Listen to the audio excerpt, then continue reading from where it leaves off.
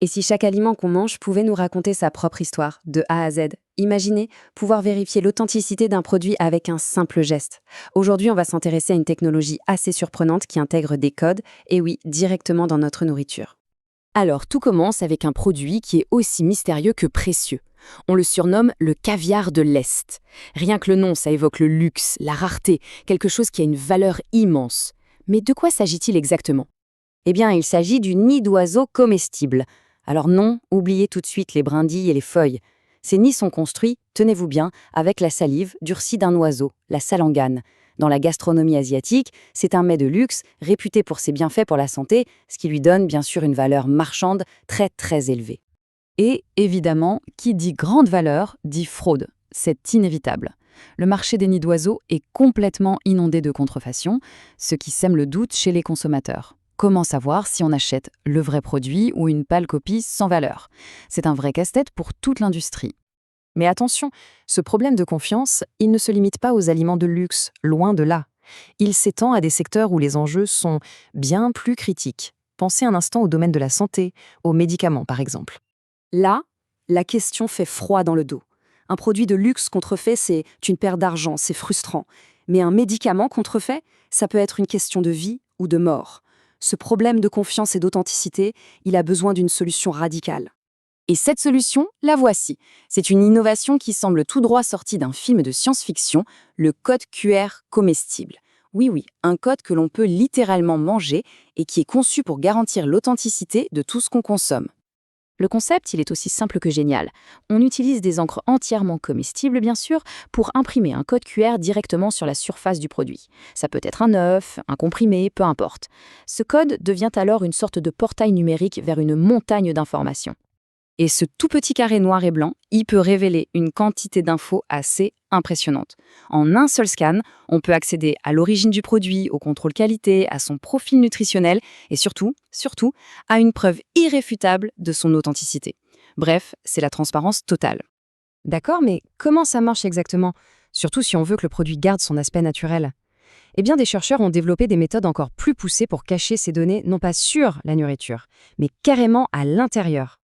Voici un exemple avec le processus qu'on appelle Eatery Tag. Alors, tout commence par un design numérique du code. Ensuite, une imprimante 3D alimentaire l'intègre à l'intérieur de l'aliment, comme un biscuit par exemple. Et à la fin, un simple smartphone suffit pour lire le code qui est caché à l'intérieur. Et voilà le résultat. Un biscuit qui a l'air tout à fait normal. Rien, absolument rien ne laisse deviner la technologie qu'il cache. L'étiquette est complètement invisible, ce qui préserve l'aspect de l'aliment. C'est assez bluffant. C'est ici que ça devient vraiment intéressant. Il suffit de placer une petite source de lumière derrière le biscuit et là, pouf, le code QR caché apparaît comme par magie. C'est une méthode à la fois discrète, sécurisée et incroyablement efficace. Allez, prenons un peu de recul maintenant. Au-delà de la technologie elle-même, quel pourrait être l'impact sur tout notre système alimentaire? Eh bien, pour faire simple, il est colossal.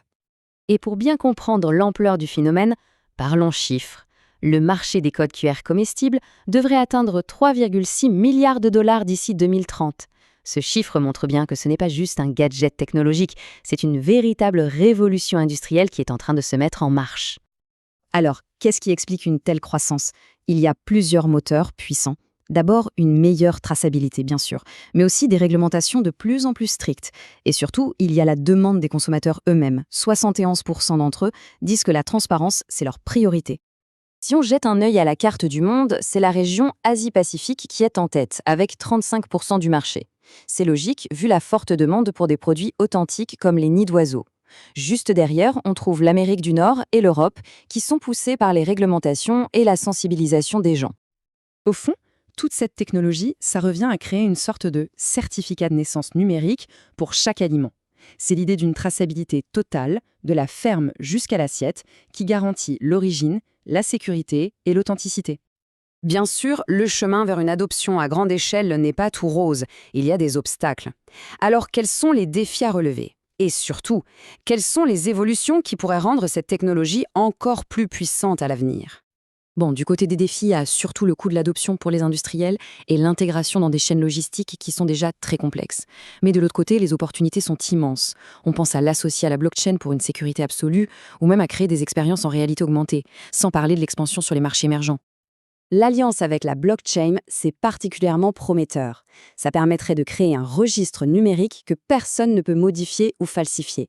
Concrètement, en cas de contamination alimentaire, les autorités pourraient retracer la source du problème en quelques secondes au lieu de plusieurs jours. Ça pourrait sauver des vies et éviter des rappels de produits massifs et coûteux. On est vraiment en train d'entrer dans une ère où notre nourriture devient interactive et surtout fondamentalement plus sûre. Cette technologie, elle nous donne les outils pour exiger plus de transparence. La vraie question au final, c'est celle-ci. Lorsque chaque aliment pourra nous parler, quelle histoire nous racontera-t-il sur notre monde ?